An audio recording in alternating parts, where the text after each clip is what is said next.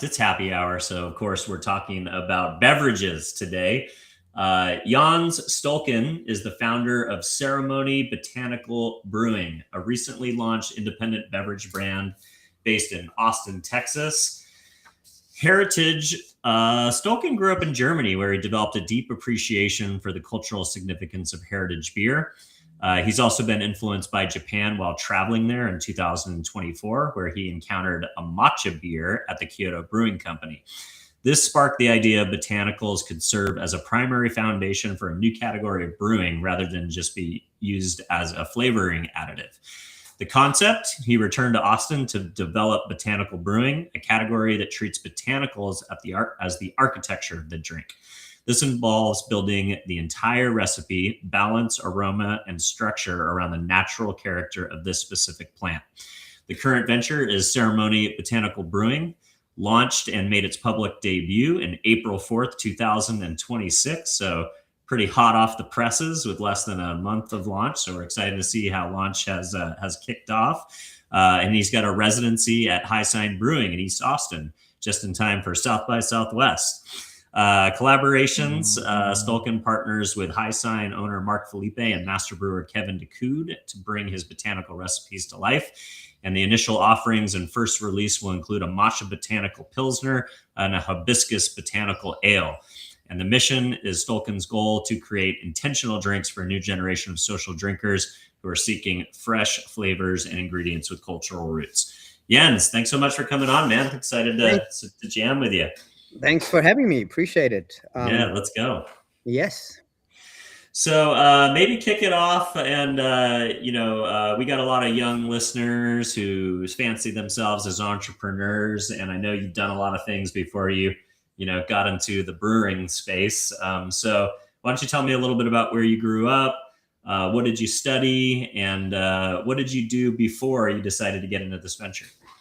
Yeah, so I grew up in Germany. I was born and raised in Hamburg, northern part of Germany. And I studied journalism, and then I worked at a editorial board for, back in the days, windsurfing and what they called fun and transport. So all these kind of fancy sports who started to pop up when I was at that age. It was 1987, I think, at that time. So snowboarding came about, skateboarding was already, in the popular culture, and windsurfing. That was one of the big things that I tried to become really good at. But I'm not strong enough, and I'm not big enough to really compete on that level. But I was able to kind of at least find enough love for the sports that I ended up writing about it and travel the world for it. Wow. So I had this one, and I was always interested in telling stories, as a journalist in the first place. But the challenge with journalism already back then was that a lot of these special interest journalisms, they didn't actually make that much money. So I got an offer to move sides into PR, Nice. to basically promote some of the surf brands, windsurf brands, or snowboard brands that I was really excited about.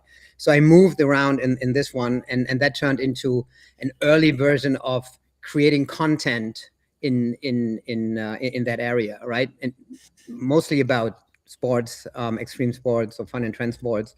So we did a whole bunch of stuff all over the world where we captured content and then we were selling it to potential interesting media outlets who were then, promoting the brand or the people in the brand. And that led me from these kind of things to a bigger sponsor back in the days who started to find an interest in Formula One. It was a cigarette brand. So we replaced Marlboro on the main livery of the McLaren cars. Wow. Exactly at a time when two things happened. One, Dietrich Mateschitz, the late owner of Red Bull, started to get into the Formula One with Sauber at that time, and he was also doing all these other things. And then also the Formula One got a little bit more restrictive. So the ability for like a content producer like us to get content out of that system was really, really limited. So we found these other ways of utilizing the drivers. We took them to Star City in Moscow in Russia, and we put them into a parabolic flight. Mika Häkkinen and David Coulthard. We brought them to some of the events that we knew of with Red Bull, where then snowboarding or surfing, brought them to Hawaii to surf. So we created these kind of outside the restriction of the Formula One circuits, and that became something that was really interesting, because all over the world people were just exciting about getting a piece of a World Formula One championship like Mika Häkkinen being on a snowmobile, right, or a jet ski, or this kind of stuff. And what had also happened is that I met the Red Bull crew early on, right? So I basically been growing up in this world for almost forever, until in 2004 I got the call, and I was still in Berlin, in Germany at that time, if I want to help to build the Red Bull brand in the United States, and they offered me a job in Chicago. So I took the opportunity. I moved to Chicago. A year later, I moved to Los Angeles, where both Red Bulls as the advertising agency that I helped working for Red Bull, Kastner and Partner, were both in Los Angeles. So I moved to Los Angeles. Then I did a couple of things in New York. Moved back to LA until in 2029.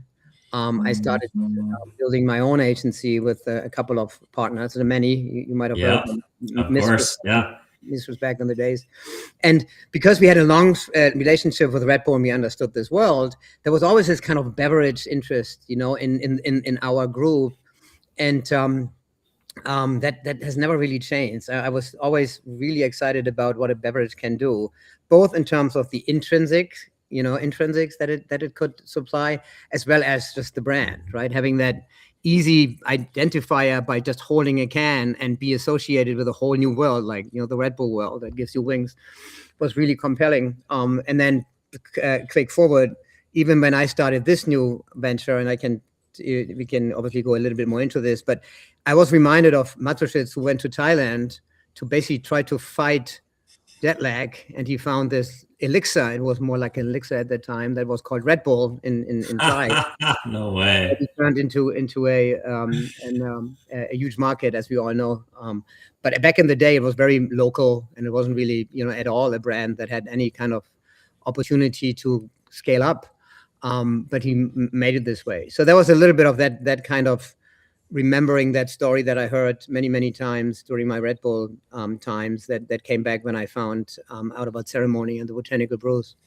I love it. It's crazy that you mention, your days working with F1 teams and Red Bull. You think about, a closed ecosystem where they didn't really want the drivers doing content associated with the F1 name and brand, and flash forward to now. I mean, if you think about the Drive to Survive show on Netflix or the movies with Brad Pitt, I mean, really media paved the way for F1 to come into America. Your hometown of Austin now hosting a race. Right. We've got, Miami and of course the Las Vegas race. But do you think the culture of F1 has changed as they've created global ambitions? Like, what do you think changed to where they embrace content as a way to build brand and build their story? Dramatically, it has changed. So I went to the race last year. I was invited by McLaren, my old team, and I saw firsthand how it had changed, just with the changing the ownership from the single owner back in the days when I was there, Bernie Ecclestone, who was basically a used sales, a car sales, manager, but it was really kind of street smart, and he had this kind of controlling area around the Formula One, not really understanding the opportunities. That has totally changed. I remember the first time I met Ron Dennis back in the days. He was the owner of McLaren in Woking in England, and he hated merchandise. He didn't want to do any merchandise because the main reason was, and quite honestly, he didn't want to see fat people in his. He just said, "I don't want to see that. This is just not attractive to me." So he was a very arrogant and difficult to deal with. But now you're gonna go to these races, and I don't know if you've been, but I mean, I went to Vegas this year for the first time. I didn't actually get to see the race. I saw a little bit of the qualifiers. I just went to the Ad Age event, but yeah, I mean, it's quite a spectacle when you just see everybody cruising around. It has young folks. It has all kinds of people who I haven't seen back in the days. But the merchandise things is so big, and McLaren makes so much money on merchandise, and you basically, people that probably don't have that much money to spend in their normal lives, they spend like $150 on a t-shirt, right? Because it has a McLaren logo on it or a Ferrari logo in this. So it's tremendous what has been done, and it continues to develop in this kind. Yeah. So short answer is it has changed a lot from when I was there. And I still think that, sports as a vehicle to do anything, right? Communicate any message, build participation and blend loyalty and all this good stuff is still a tremendous vehicle, probably even more so than when I was more active and involved in it. Yeah, I love it. Some of the sports that you mentioned, we call it, like the action sports category in Southern California. I'm sitting here in San Diego. I have a Yeah. Viore Reef Dragon Rob Machado surfboard that's signed on the wall over here. And I've got a skateboard over there from Tony Beautiful. Hawk. Yeah. And, I've spent a lot of my career trying to convince brands like Adobe, and Adobe didn't need a lot of convincing to, sponsor the World Surf League and do integrations with alternative sports icons like Tony Hawk or Kelly Slater and stuff like that. So I think, with the Olympics and the proliferation of the World Surf League and wave pools and social media, I feel like alternative sports has never been bigger from a platform perspective. But then at the same time, you have iconic brands like Quicksilver becoming basically a license. They're like a licensed brand now, which is very sad to me. But, the category of apparel and like surf endemic brands are probably at its weakest. But then you've got like the equipment, like wetsuits and surfboards are doing very well. Be curious, someone who spent so much time in that space, do you have kind of a quick prognosis of where you see the industry at this moment in time? It's a good question. I love this industry, and I surf, and I snowboard, and I do all of this good stuff. And I always liked it, obviously, for the lifestyle, first and foremost. And I think apparel has always been a big part, right, from the very early beginning of Yvon Chouinard with Patagonia, taking it even a step further. And I think they still been performing really well. So is, I think, Outerknown, Kelly Slater's, brand, who kind of filled the void. But yeah, the classic like Rip Curl and Quicksilver that we are mentioning, most of these they died. Gotcha, right? Local Motion in Hawaii, when I was living in Hawaii tried to become a professional sailboarder many years back when I was 18 or 19 years old, right after school. They were like badges of honor wearing them, right? Getting them hands on it. If you had an event T-shirt from a Gotcha Sandy Beach event, that was kind of, we were almost fighting over those things. That has changed for some reason. I don't know. It's a good question. I know my kids are not in this so much. The whole kind of associating with branding in that way. I also think that the industry did, not necessarily a good deal by sometimes watering down the quality quite a bit. If you think about Patagonia and others, at least they kind of hold a certain standard of what you can expect. And the other ones were just kind of a little bit like jumping in and out of the trend. Vans might have done somehow a deal. It's also that I think they lost the soul since they mostly just owned by one company, right? They just like these big conglomerates who goggle them up, and they own then Banana Republic and Gap and Quicksilver, and they all come under this one thing. Billabong, I think, is another good example. And I think there is not this kind of one charismatic leader or, kind of lead in general, even if it's a team that is more in tune with this lifestyle. And I think it's so easy to suss out. Again, I have 3 kids, from 14 to 25, and it's just, they've been identifying fake like 10 times quicker than I do, or something that is not genuine. Yeah. And I think sometimes even in anyone that's older, including me, obviously, I think we sometimes lose that kind of sensibility. And I could imagine that some of these surf brands have lost that for sure. Yeah, that's interesting. As a guy in Austin, have you hit up the Waco pool yet?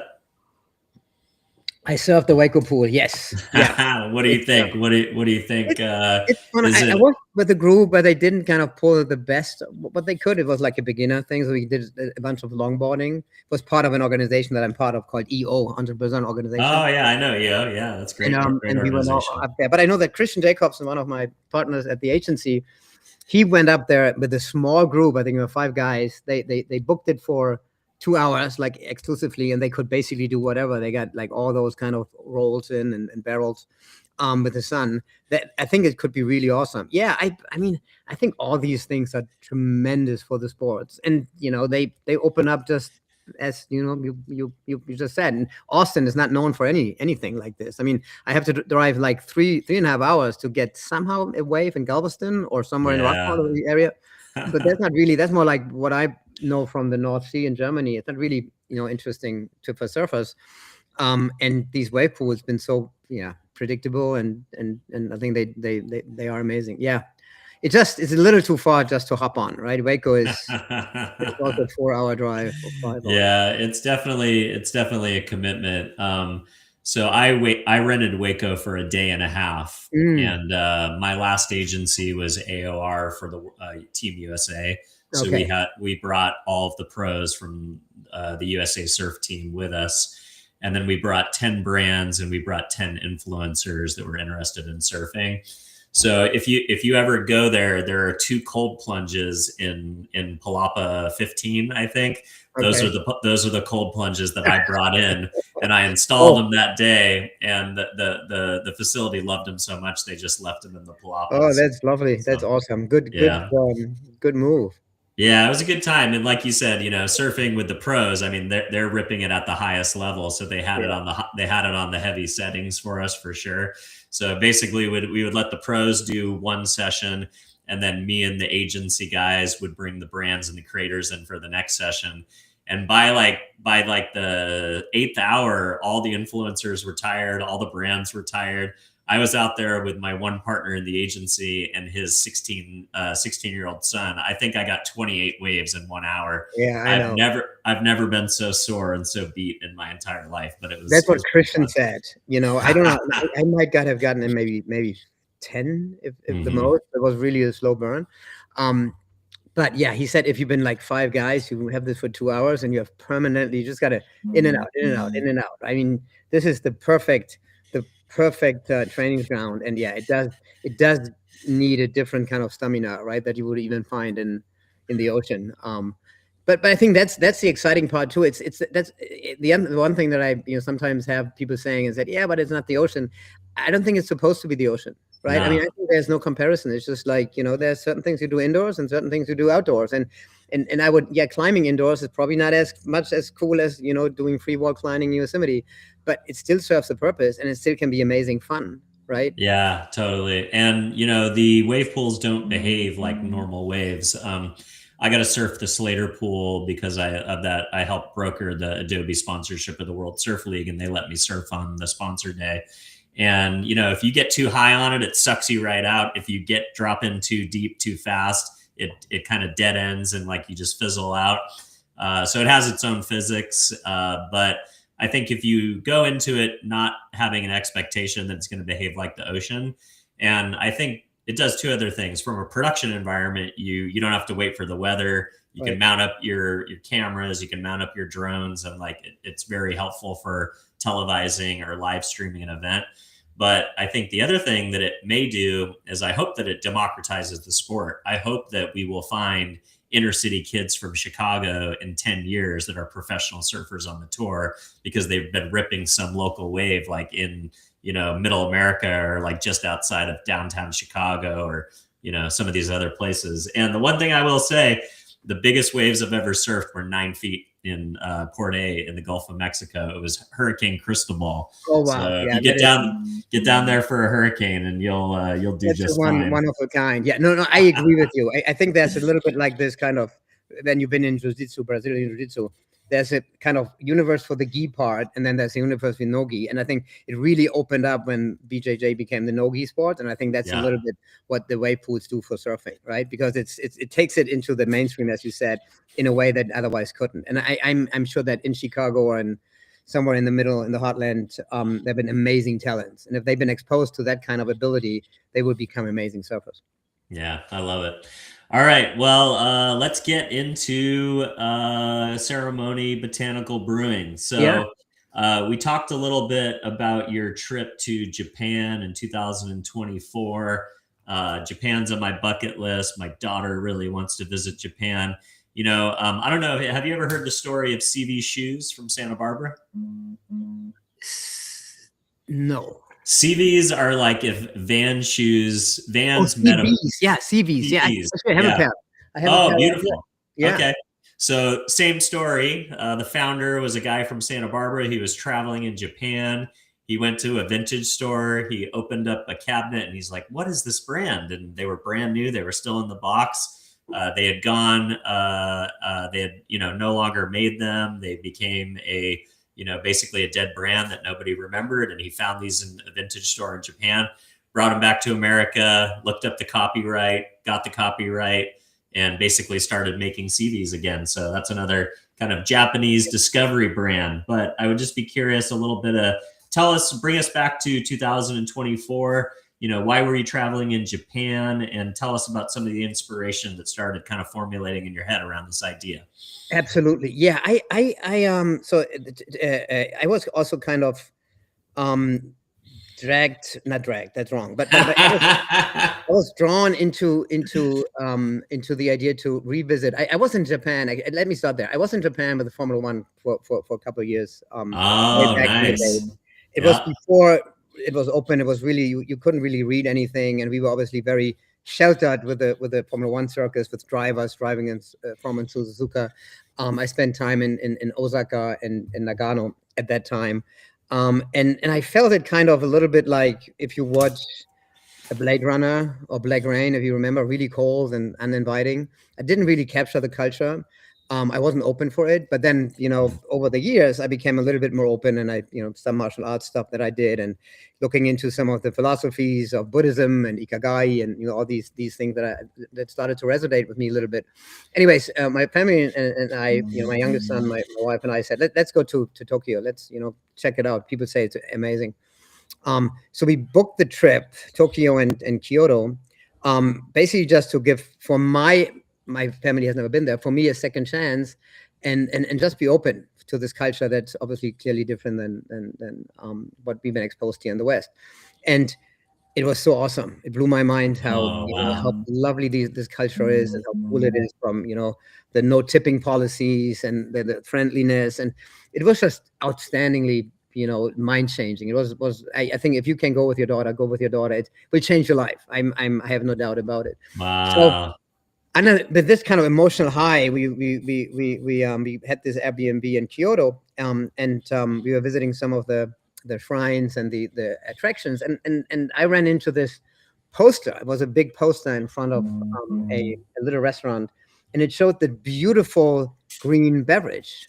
It didn't look like anything that I mean, it didn't put the beer together, and I couldn't read the Japanese signs. I wasn't sure what it was, but it was a beautiful, really appealing green beverage in a glass.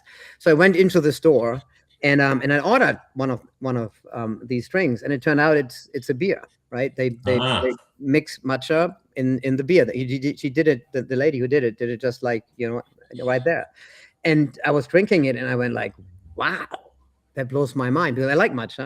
I drink it basically every day. I like green tea. I grew up in Germany, as you said, right? And so my DNA is kind of infiltrated with beer, and I always thought that in the idea of fermentation, there is a huge benefit, right? Even the German culture with sauerkraut and all the health benefits, when you think about longevity, is really around fermentation. Kombucha is another thing.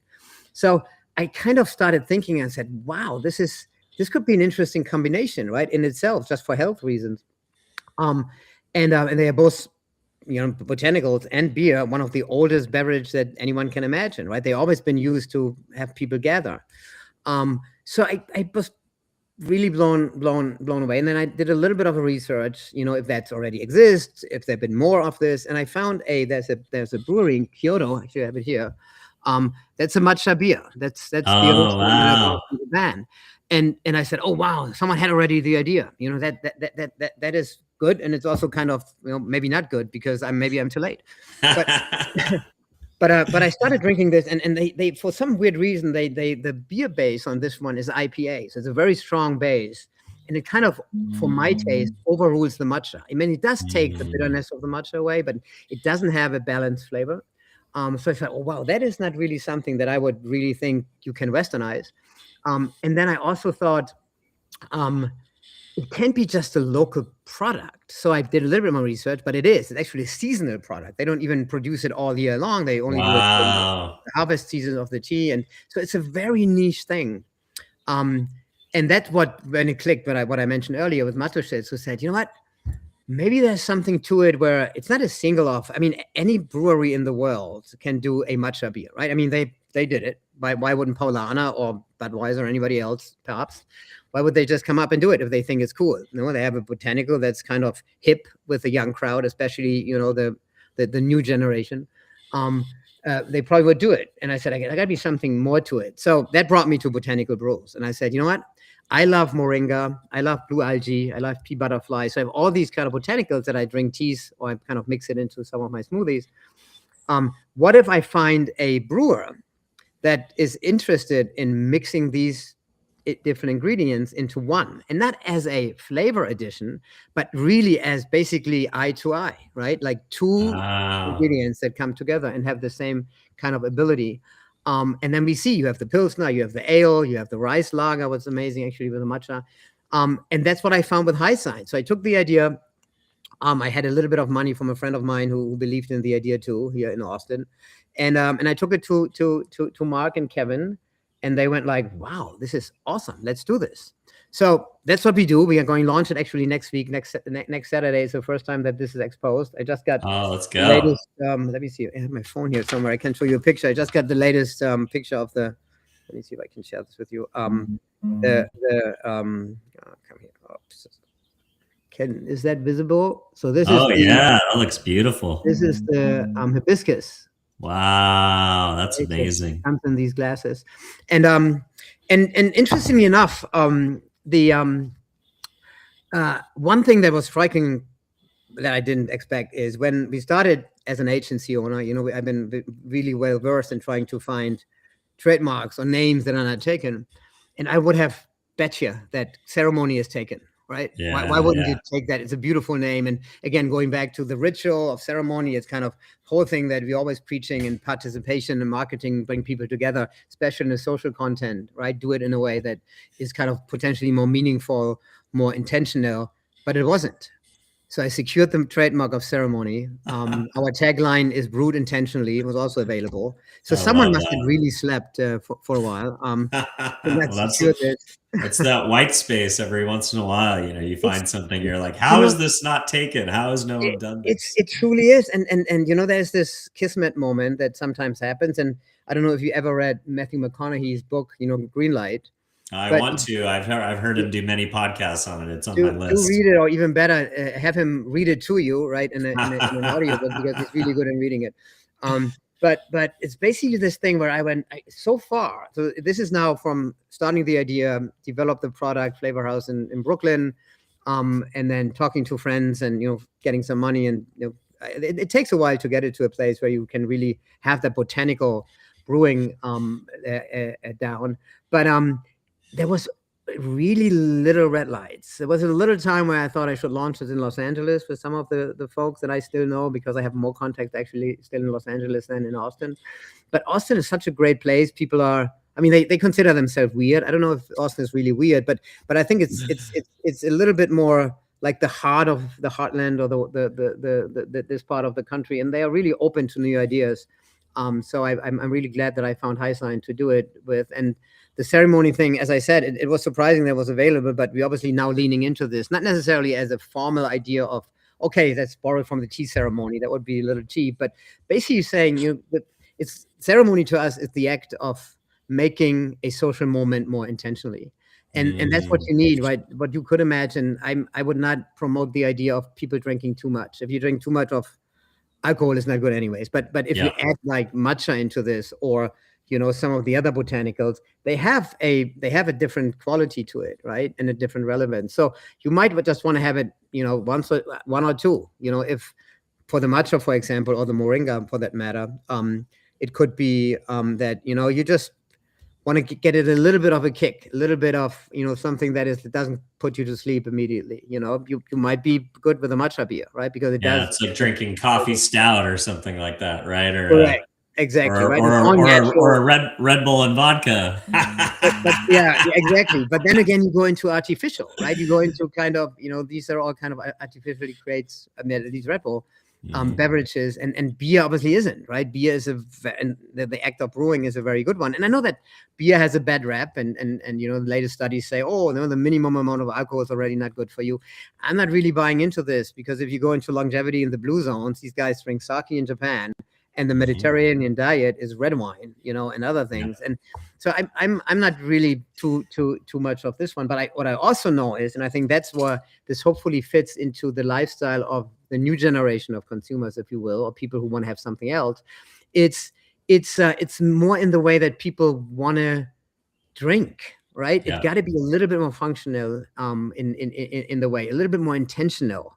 And I think we put a couple of things together. And I don't know if you know this, but the beer market overall, even in Germany, where it's still quite solid, is declining by 5% year after year. It's a big market. And if you see, I have friends over at Pabst, I just heard from my friends in Paulana, in the Munich brewery, they've been heavy leaning into a Coca-Cola with lemonade that they're promoting. So Pabst is really leaning into ready-to-drink cocktails now. So they've been kind of going away from beer because they don't get the young consumer anymore. But the beer industry, because there's so many good old boys, I guess, they are not really innovative. The best innovation they had was craft beer, and that created, I think, some kind of better quality and probably also kind of more creativity, but it didn't create it more relevance, right? And then I think non-alcoholic beers, who is big right now, Gerber and Clooney just launched one as well, after Casamigos. That is kind of probably a good thing to have, because you obviously can function and you can still drive. But to me, it's also not the real thing. It's kind of taking one of these elements that I believe is part of the fermentation process out of the equation, and you kind of, artificially detach it from there. It's almost like if you reduce the fat out of the milk, right? You only get the part of this. So I don't think that this is really a creative thing. And I don't think that anyone who is not drinking beer that much, like, for example, my older kids, the ones who grew up in Germany, live in the United States now, they didn't grow up with beer like me. So they are not coming back to beer because you offer them a non-alcoholic beer. They don't even consider it. You got to get them something that fits their lifestyle. If you're going to get them something that's botanical, potentially, in particular the matcha, they consider it.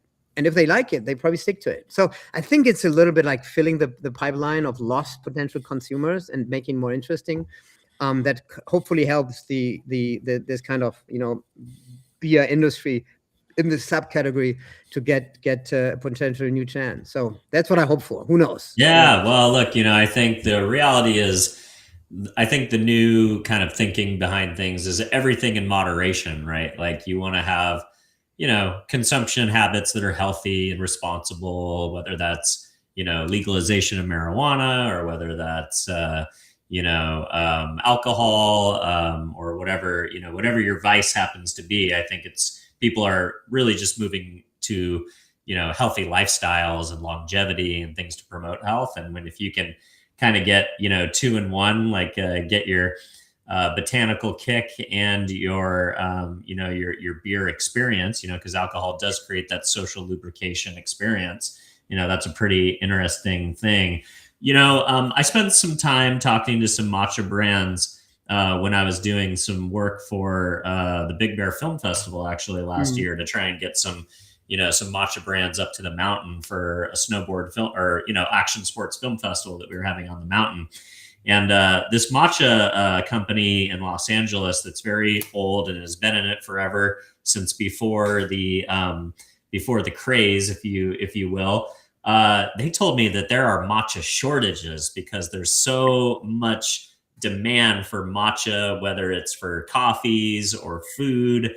I wonder how you go about sourcing your matcha, and have you heard or run into any of these issues around kind of like getting the best stuff and getting the most pure quality? I guess, at least as of last year, there were matcha shortages. Yeah, no, they happen. And I talked about this quite a bit with my friend Max, who founded Matcha Bar. I don't know if you ever Matcha Bar. They used to be in retail for quite some time, but the COVID, I think, changed it a little bit. Now they've been wholesaler from the Japanese matcha. It is certainly a certain concern that we have. The thing where I learned a lot is that China is filling in. So China is coming into this fold, and I'm sure that they have enough land mass to do a bunch of this.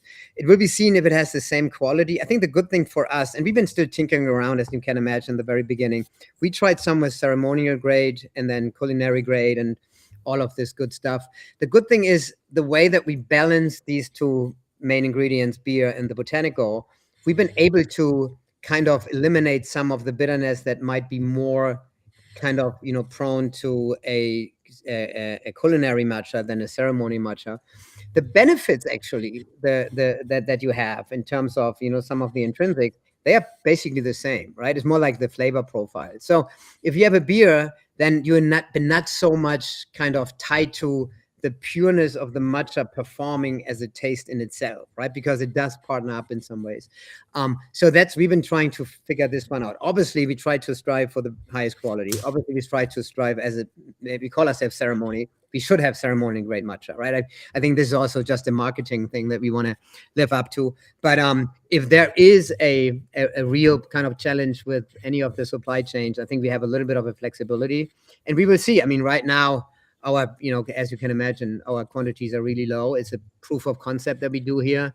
I haven't run into any of these, but yeah, I mean, I think with anything that you have to source that has some kind of trendy development, you're never quite sure where this ends up. I remember when we founded Mistress back in the days, who became the Money, the agency.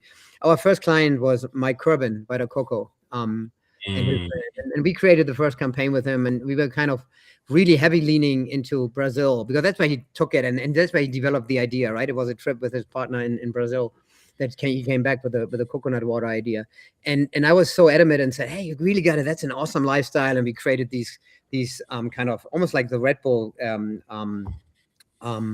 sampling vehicles, right? The Mini Coopers. We created these things that had like big heaps of coconuts on the back. They looked, I remember him in the Caribbean driving around. Mike was always a little hesitant. He didn't really tell us in the beginning because he loved the idea, but then eventually he told us and said, Jens, I love the idea.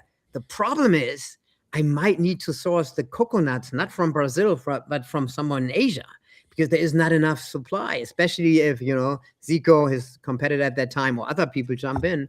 So he was really kind of torn, because that defined a little bit of his strategy, and he wanted to be genuine and honest to his consumers. So I do see that, right? But back then I had no idea, right, that this was even an issue. We're an agency. We just want to be creative. We didn't care about and everything else. Now I'm a little bit more cautious. Yeah, but usually I think for something like matcha, usually if there is a need, there's a way. You're gonna get it. Certainly, price is always an issue. I don't think we've been too price sensitive with that one. If it's a premium product, people spend money. We've been still cheaper than a cup of coffee still, right? I mean, right now our price at the brewery is like $5 for a 12-ounce can.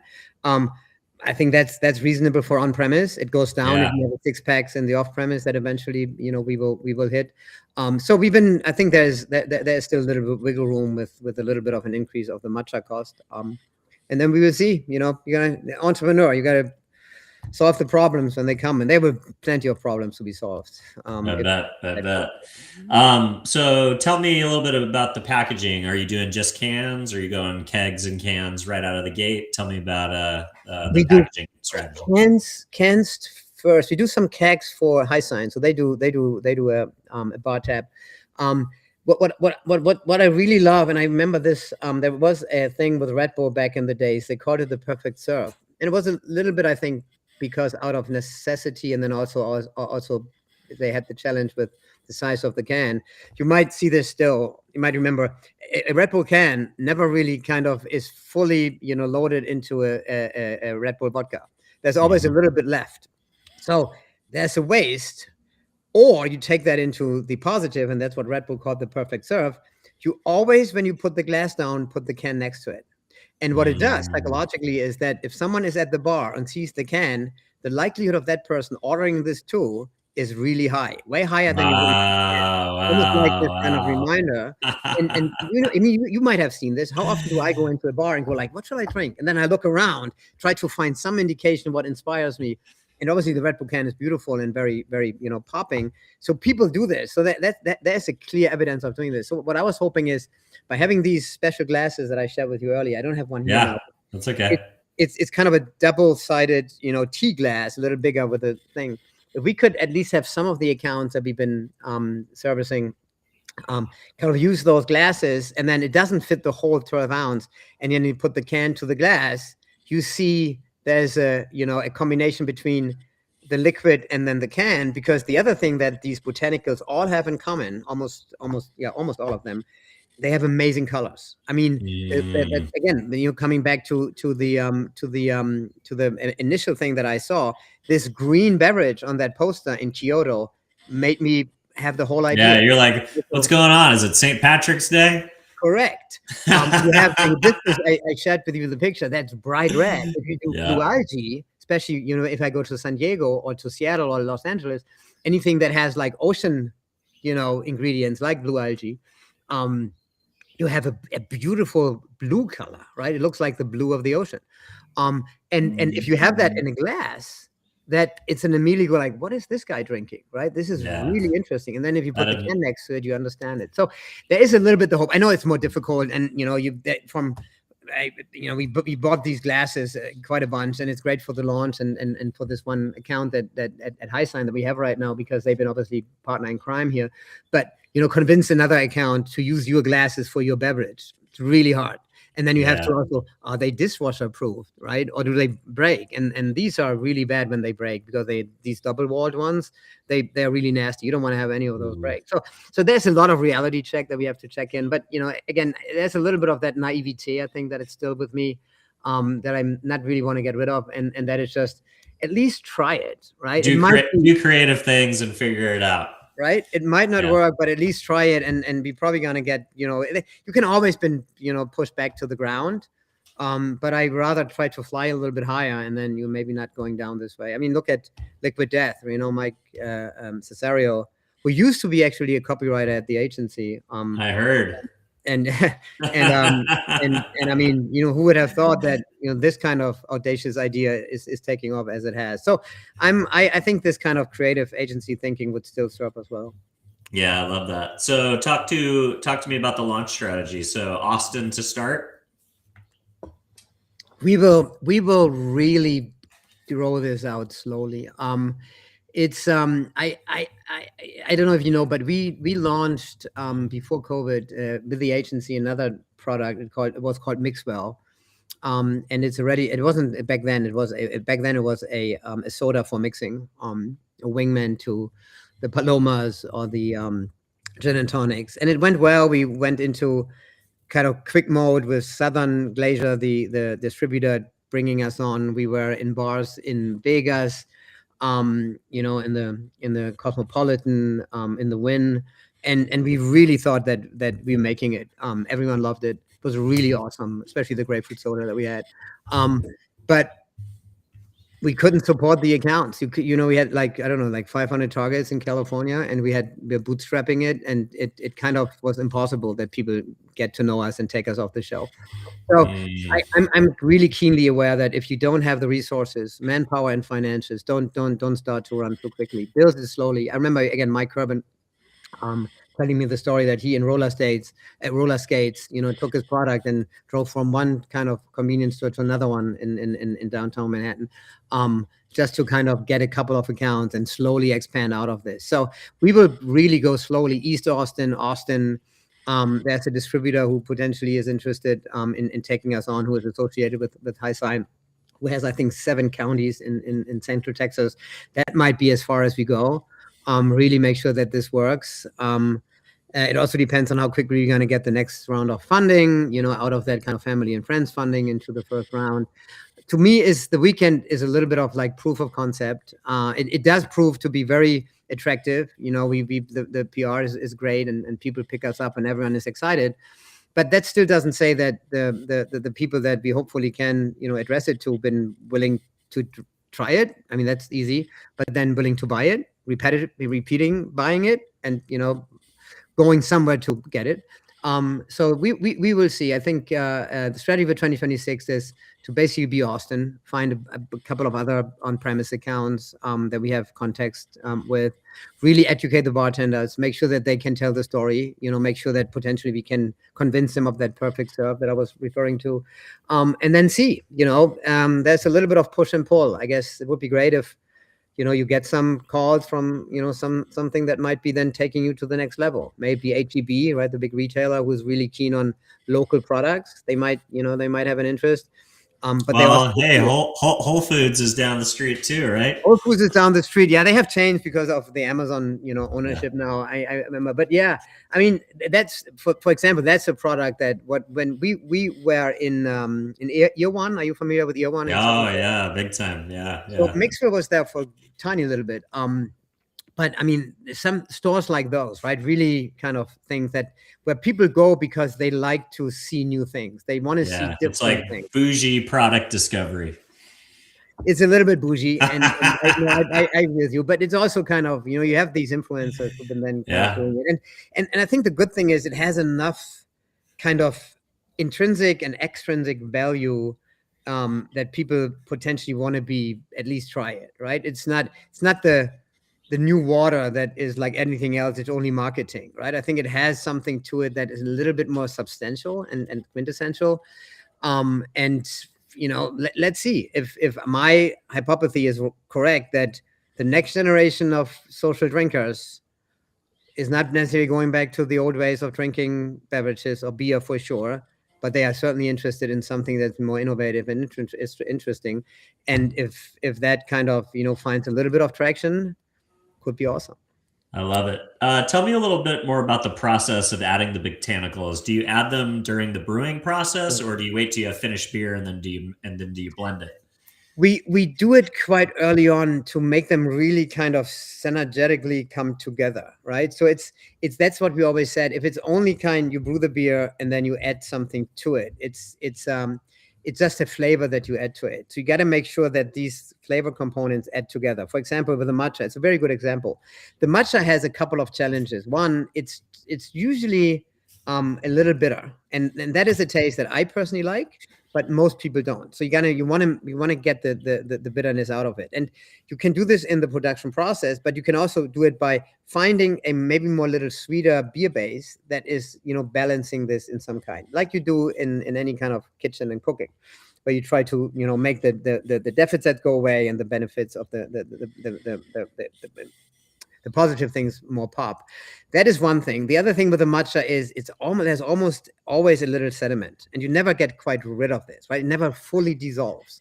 But the more you kind of get it into the brewing process, with the ingredients that you put into the base of the beer, the more there's a chance that you minimize that to a certain degree. Because what shouldn't happen is if you have a full tank that is sitting there for a while, that you have the first thing that you have is very kind of without much matcha, and the lower end is really kind of everything that you want to have Because mixed in. everything's sat down. Everyone stick down, or in the can for that matter, right? You want to make sure, because it's obviously carbonated, you can't shake it. Yeah, you don't want to shake it up either, right? Yeah. So that is where we've been experimenting, and it's hard to say how this is with some of the other ones. So we have 4 flavors that we developed. 2 of them are basically the one that we showed. So the hibiscus is coming out on this Saturday, and then the matcha.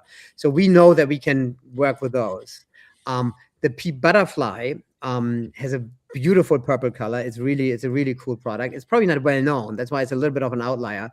But that is what we've been now developing next to the end. And then mate is another one that we've been looking forward, because we know we work with yerba mate, right? Or yerba mate. And mate is quite successful. And I mean, you're a surfer, that's it's basically the energy drink of like correct. the surf community, and any healthy consumer is grabbing yerba mate now.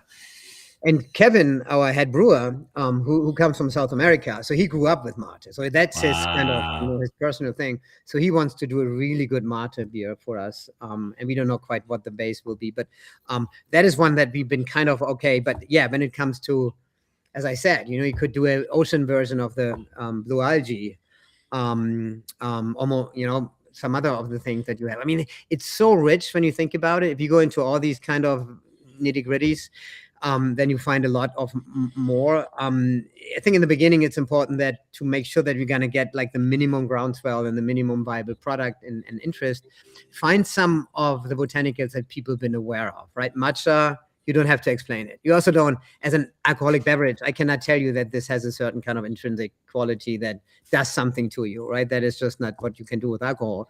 So we just got to say, if you drink a matcha beer, you know what a matcha does, you know what a beer does, add these 2 together, and you basically have the benefit that you've been getting. I can't tell you what it is. You find out. It's easier. It's more difficult if I talk to you about the pea butterfly. No one has an idea what pea butterfly does. It has an intrinsic, benefit. It has a value, but you have to look it up. You wouldn't know. But matcha, just because you might, but you certainly know about the matcha. So we try to kind of also been cautiously in saying we don't want to make it too difficult for people to kind of try us, give us a chance, and understand what we've been up for. I love it. So, you were out in Southern California for quite a while. What brought you to Austin? Oh, a lifestyle change. We could, my wife and I, we could never afford to buy anything in Santa Monica where we lived. We were renting for, over 10 years. And I think COVID kind of brought us to an end where it really became ridiculous at times. And then we were looking in other places, and my wife is, her background is from Iran, so she needs a temperature that's similar to LA. And Austin is even over indexing on the temperature. She's never been, and we flew here and just checked it out one Christmas, and we were greeted similar to what you have in Los Angeles, 72 degrees and sunny. Yeah. And we fell in love. We thought, wow, that's a great place. So we've been both, my wife also grew up in Germany. We've been both, immigrants, and we don't consider this to be our last stop. But it was a great change. And I got to say, I've been fond of, probably because when I grew up, America was all over Germany with the Marshall Plan and the Marlboro Man and cowboys. I grew up in this cowboy culture. I always was really excited about that side. So they called me the German cowboy for a while at the agency. Way too many cowboy boots. So it was one of the things where I said, give it a chance. And the funny thing is, I wore more cowboy boots in California than I do here, because here I'm one of many. In California, I was a little bit more kind of outside of that mainstream. Yeah. Now you can play up the surfer culture, and now I can exactly. Then you kind of stand out, right? Exactly. Very cool. And then still active with the agency too. Is this just kind of a side hustle? No, it's not. We've been building the agency. We built a whole kind of system around it. We were just talking about this the other day about, how we create names. And it's funny that if you think about, I don't know if you heard or had talked to anyone in the agency of my partners, but we've been kind of really leaning into the idea that participation is the big kind of, headline, that this is human behavior, and it kind of helps us to potentially put AI in the right place. It's live events, it's human connections, bringing people together. And even, I think, just automatically in the thinking that I grew up with in the agency of that kind of thing, you might remember we did the stunts with Hot Wheels in the very beginning, the world record stunts. There was all kind of this very live thing. And me taking Formula One drivers to Russia, to Moscow, and to Star City to put them into these things. It was all very, very much people and tangible marketing, that even by creating the name Ceremony, you were like, ceremony is actually a very active thing, right? Mm-hmm. It's where people come together, it's a ritual. And that's where we've been kind of philosophically kind of working this out. Christian has a participation exchange where all these kind of showcases come together. And we try to, even help each other on this level. No, I'm still quite active. I still love that industry. I'm probably getting too old for it, to be honest. It's just many of the things people are better at. But the agency, you might know this, but we lead the media for Panda Express. Oh yeah, and some others. So it's great, and I love to get out. I mean, as much as I love Austin, I also love to get on a plane. 3 hours, come to LAX. The first thing that I smell when I get out of the airport is the ocean. Mm-hmm. And it opens up a whole new world, right? You can't beat this. I mean, you're in San Diego. You lose this a little bit, I think, when you live there. But if you haven't been there for a while, when you come back, you go like, man, this is the dream. And then go surfing with my friends, or paddleboarding in the marina. It's just great. Yeah, no, I don't want to give that one up just yet. Yeah, no, I hear you. I mean, I've been on the road every single week of this year at a trade show or an event. So I guess because this is spring break, there's not as much going on this week. Right. So I'm actually home this week. And because I do travel so much these days, like as soon as I get off the airport, my skin returns to its natural state. Yeah. It's not all Yeah. flaky from being in Chicago and dry cold, and it's not all like, temperate from being in, like, when I was there for South by, I was like, one day I'm walking down the street, it's 85 degrees. The next day it's 46, and I've got like a coat on and not a warm enough coat. And like, Right. man, like, I don't mean to rub it in, but I hate to think of what it means for global warming. But this has been the most unbelievable winter of my entire life. I mean, more days of 75. It was 79 Saturday and Sunday. Finally, it's cloudy. This is the first clouds I've seen since the first rains and snows of the year. So it's been an absolute, and that's the thing for me. Like, I've come to Austin. I've explored so many cities in this industry, and I love them all. I love them all for 5 days or 7 days even. Yeah. But, coming back to Southern California, especially San Diego, I think I'm probably home for the long haul. But I do love Austin. South by Southwest reminded me that South by Southwest is my favorite event in the industry. It's just such a cool colliding of music, tech, artists, and marketing and advertising in our industry, but all in a way that's just so authentic, so inclusive, so like you never know what's around the corner. Some cowboy stopped me in the streets.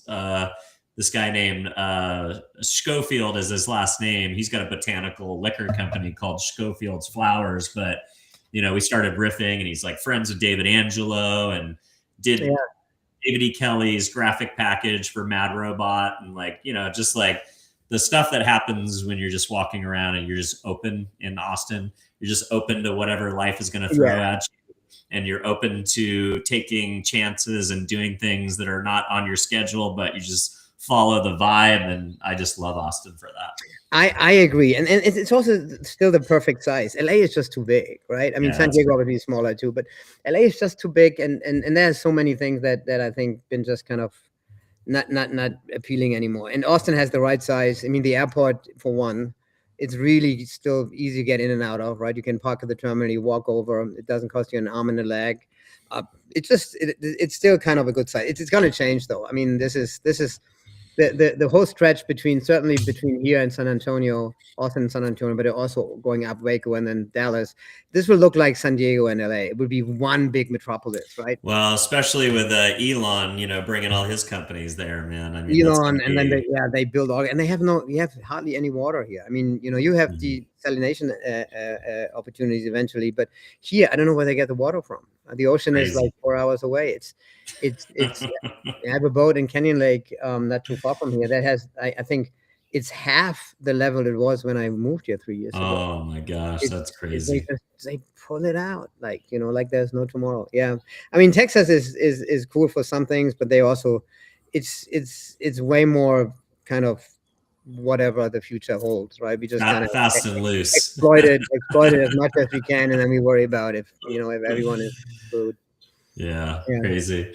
Well, Jens, it's been a pleasure to get to know you a little bit over this interview. Really excited to keep an eye on what you guys are doing with Ceremonial. If folks want to follow along with your thinking, or check out the beverage when they come to town, or follow along so they can keep informed when you guys start to expand and there are more opportunities to try it, where would you like to send the audience to stay in touch? Probably to either our Instagram handle, what is Ceremonial Ceremony Botanical Brewing, or the website, what is the same .com. And then for at least kind of the next 3 months, if anyone is interested, starting Saturday, if they are in Austin and they're interested, they should go to High Sign Brewing. That's our home base. They will serve it. They will know how to talk about it. I will be there quite a bit. It's also this is my home office. That's my office in the city. And that's where we're probably going to start to expanding. Eventually, we want to really try to make this the home of the botanical brews and put a botanical garden in the front and make it really kind of working in the way that we want to do it. But right now, it's just at least serve the two flavors that we've been launching: the Ceremony matcha and the hibiscus. Amazing. Well, Jens, thanks so much for coming on and spending some time with the audience today to get us up to speed on your new venture. For those of you who are following along at home, if this is the first time you're seeing the show, don't forget to give us a follow or a subscribe. If you're listening to the show, an honest review on whatever platform that you happen to be listening on would be a great vote of enthusiasm and help us find a larger audience organically. And if there is a creative out there somewhere in your life who is thinking about launching that side hustle and they haven't got to it yet, or somebody who is a beer or a beverage enthusiast and wants to learn more about botanical brews, or just somebody who you think would enjoy the show that I had with Jens tonight, don't forget to share the show. And with that, I will wish you a great evening. Thanks for coming on, bud.